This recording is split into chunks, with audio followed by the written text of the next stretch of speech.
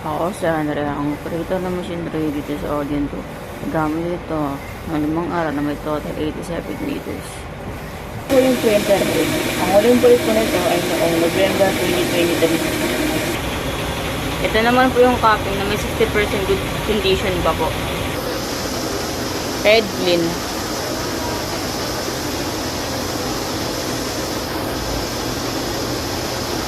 Punasan ng wiper after head clean. Nozzle check. Ang huling palit ng damper, October 2023. Ang waste tank po ay nanilas ng isang araw. Ito po yung ABR. At ito naman po ang ground wire.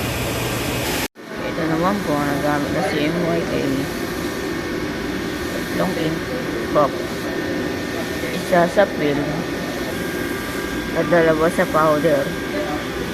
Ito naman po yung output at daily checklist.